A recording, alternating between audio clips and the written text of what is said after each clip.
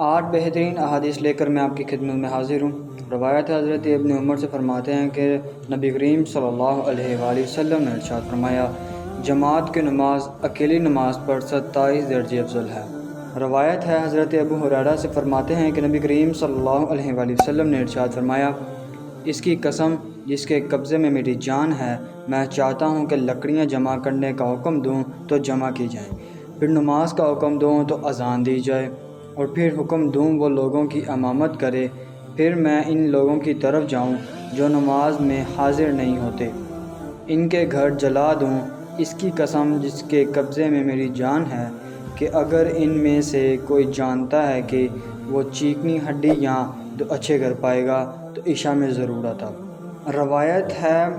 حضرت ابن عمر سے فرماتے ہیں کہ نبی کریم صلی اللہ علیہ وآلہ وسلم نے ارشاد فرمایا کہ جب تم میں سے کسی کا کھانا سامنے رکھا جائے اور نماز کی تکبیر کہی جائے تو کھانے سے ابتدا کرو اور کھانے سے فارغ ہونے تک جلدی نہ کرے۔ اور حضرت ابن عمر کے سامنے کھانا رکھا جاتا اور نماز کی تکبیر ہوتی تو کھانے سے بغیر فارغ ہوئے نماز کو نہ آتے،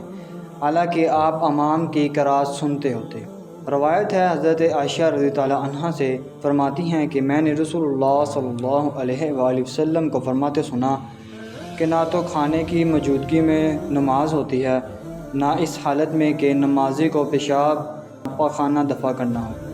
روایت ہے حضرت ابو ہریرہ سے فرماتے ہیں کہ میں نے رسول اللہ صلی اللہ علیہ وآلہ وسلم کو فرماتے ہوئے سنا کہ جب نماز کی تکبیر ہو تو سوائے فرائض کے کوئی نماز نہیں۔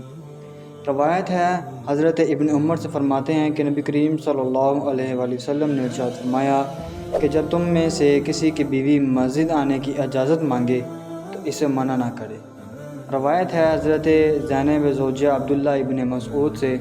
فرماتی ہیں کہ ہم کو رسول اللہ صلی اللہ علیہ وآلہ وسلم نے حکم فرمایا کہ جب تم میں سے کوئی مسجد آئے تو خوشبو نہ لگائے۔ روایت ہے حضرت ابو ہریرہ سے فرماتے ہیں کہ رسول اللہ صلی اللہ علیہ وآلہ وسلم نے حکم دیا